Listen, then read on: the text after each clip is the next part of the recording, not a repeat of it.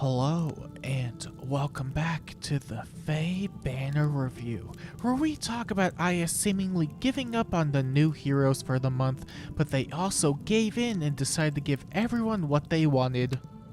Actual new heroes. Today, we have a brand new Thracia banner featuring mostly new additions and a brand new leaf alt. Isn't that very exciting? Can you tell by how monotone I am? And as per tradition, I will be using this coveted line graph that may or may not be a line graph at the end of the day to rank the brand new Thracia banner. Today's ranking will be based on how many people will pull in this new banner. And if you want mostly new content in your day-to-day life, then make sure to like and subscribe to the channel. Thanks. First up, we have a rearmed Matcha, and not just any rearmed, but a sword rearmed. And you know what that means? We no longer have to cope about inheritable swords. Yeah! Goodbye, Hexblade, Nullblade, and Doubler Sword.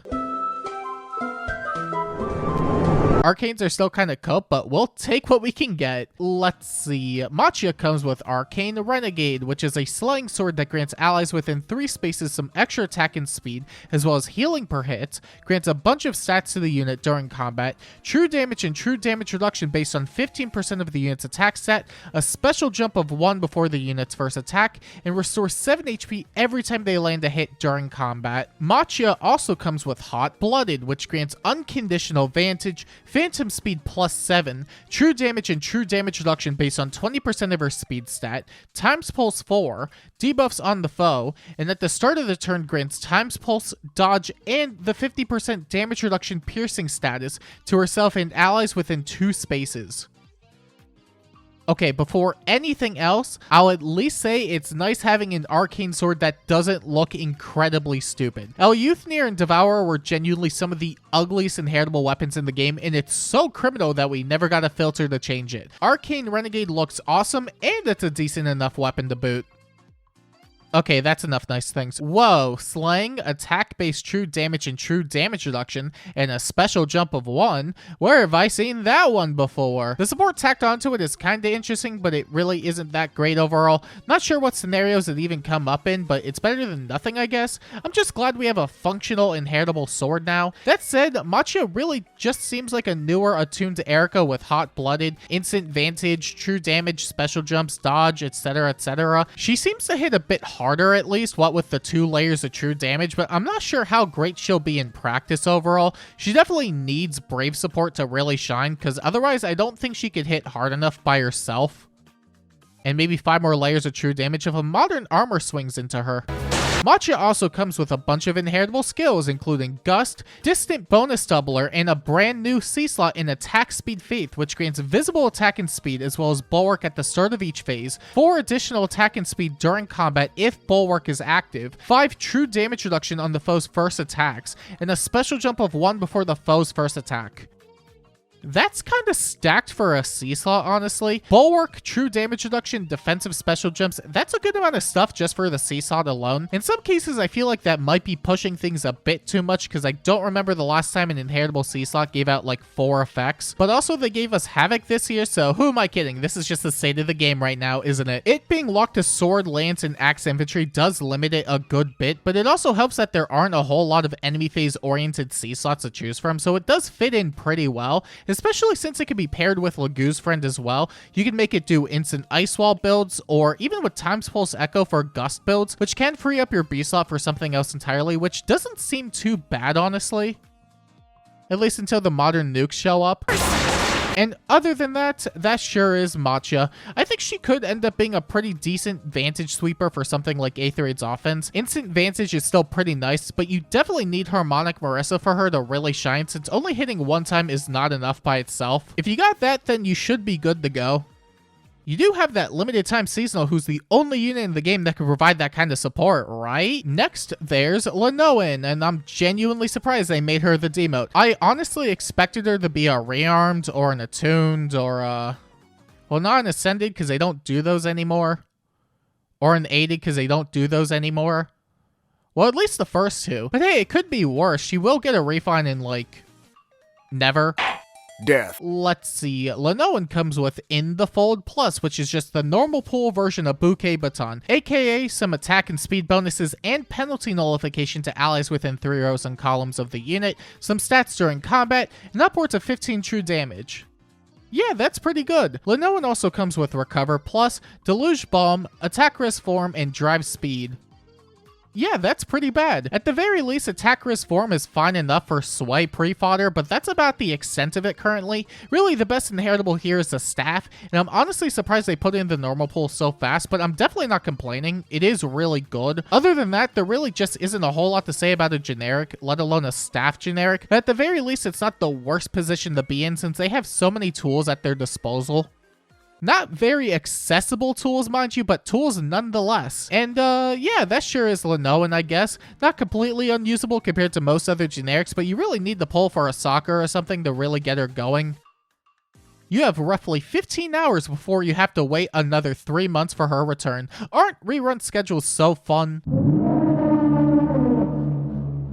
And then there's Melia, and she's here to fill out our monthly armor quota. I think we've gotten more beast armors this year alone than every other year of Fae combined, which is really funny. That said, all I know about her is that she beat my Brave Felix in auto battle, so she's probably really good, right? Nope. Let's see. Melia comes with a Wandering Horde, which is a slaying armored beast stone that has built-in Omni Guidance, allows Melia to warp to any ally within 2 spaces of her, grants attack and defense bonuses, Resonance Blades, and Resonance Shield, and Times Pulse to herself and allies at the start of the turn, and after combat special jump if allies are both nearby and are at their maximum cooldown, inflicts a bunch of attack and defense penalties during her own combat, gets 20% defense-based true damage and true damage reduction, times pulse 4 to herself, and some extra attack and distant counter if she's transformed.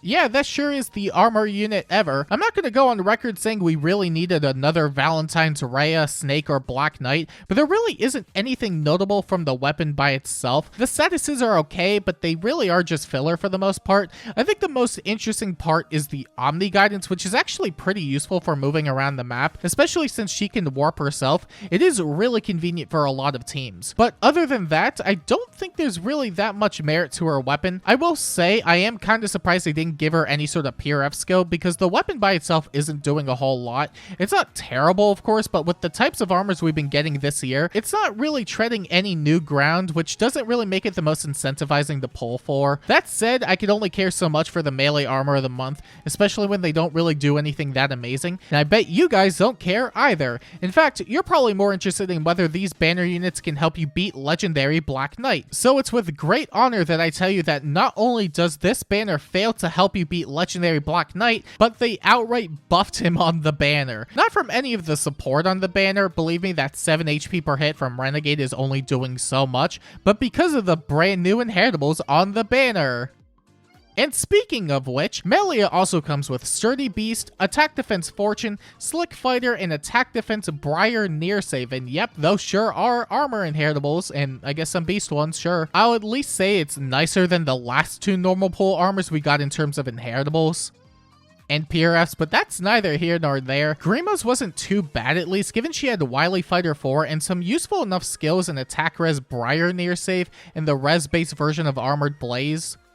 There's no defending Rafal's kit, though. I am still insulted by Attack Defense Scowl even 5 months later. And other than that, that sure is Melia. She's not awful just by the metric of being a melee armor, but I'd be hard-pressed to say she has anything going for her besides fodder. But if you do need a modern armor, then you probably didn't pull for a legendary Black Knight like an idiot.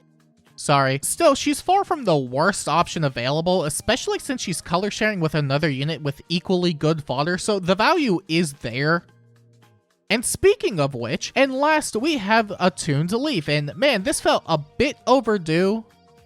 Not the attuned part, just Leaf content in general. By the way, I think it's worth mentioning that the last Ascended hero we got was from 1 year ago today in Ascended Amelia. I don't know if that's worth celebrating, but I thought I'd mention it. Let's see. Leaf comes with Bow of Loyalty, which is a slaying dual-phase brave bow that grants attack and defense bonuses, the Dull status, and incited to himself and nearby allies at the start of the turn. He gets a bunch of attack, defense, and res bonuses during combat based on his defense stat, upwards of 15 true damage and true damage reduction based on the amount of allies within 3 rows and columns of him, and null guard during combat. He also comes with the True Neorthern. God damn it. It's a 3 cooldown special that grants 50% of its defense as extra damage, grants an additional action after initiating combat and the special going off, gravity on himself if he's not nearby any allies, 40% special base damage reduction, and Kanto ally 2x2 that allows him to warp within 2 spaces of any ally within 2 spaces of him. See, you know it's new because of the.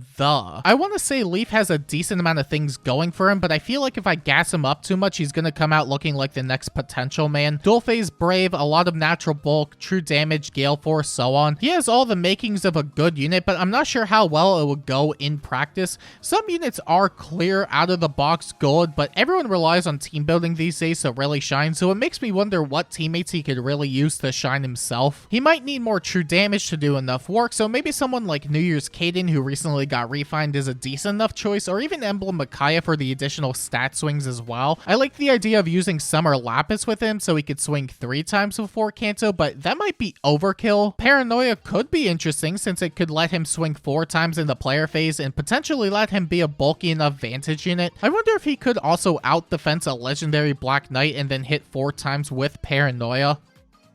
Leaf will probably still do 0 times 4, but that's more than 0 times 2, so that's something. Something not good, but it's something. Otherwise, I don't know. There's probably something you could do with him that I'm not currently seeing, but I'm not the veteran Leaf stan that's going to spend enough time trying to figure that out. I'll just say his special is longer than his weapon, which makes it bad, and leave it at that. Leaf also comes with Sturdy Flare, Shadow Shift, and a brand new B-slot in Arc Fort Breath, which inflicts attack and defense penalties during combat, grants true damage based on the higher of 15% of the unit's attack stat or 20% of the unit's defense stat, breath, and damage reduction nullification when the special goes off. Yeah, that's fine, but Sly Echo, on the other hand, grants a guaranteed follow-up when initiating combat and 5 true damage per hit if there are enough current bonuses or penalties. Yeah, that's also fine too. I kinda like the B-slot he has since it's an actual B-slot option for cavalry bows and daggers, which they've been lacking for a long while. It doesn't outright make them amazing, but breath tacked onto it at least allows them to get specials off more consistently, which, you know, that's better than nothing. Otherwise, I think the only other highlight is the Echo skill, because for some reason they thought it'd be a fun idea to print a flared skill in 2025. It's definitely just a useful Echo skill that I feel complements basically any nuke that can use it. Kinda like Deathblow Echo. I don't care what y'all say, it was a good Echo skill. Rest in peace, my goat. And other than that, that sure is Leaf. I think he might end up being better than I'm letting on currently, but in my mind, if you want a good green bow cav unit right now, then Fagato is your man.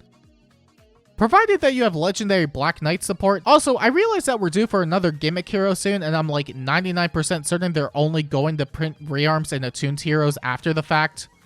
You know, because that's what sells. When do you think the next aided unit will drop? Zappy! And our freebie this time around is none other than Dagdar, and I'm pleasantly surprised at that. I'm not pleasantly surprised at the fact that he's a generic, but that's expected at this point. It seems like he comes with Reversal Axe, which isn't that great, but it's fine for what it is. The only thing that sucks is that this is right before Choose Your Legend, so he's not going to get the BST bump most likely, which, you know, that's going to hinder some potential arena merge projects. But hey, the addition is appreciated regardless, and the art is pretty nice too. But I feel like there's something about the neutral art that's just throwing me for a loop. I can't put my finger on it, but it does feel off, I'm not going to lie. Okay, now it makes a lot of sense. Also, I forgot about Homer. He's generic.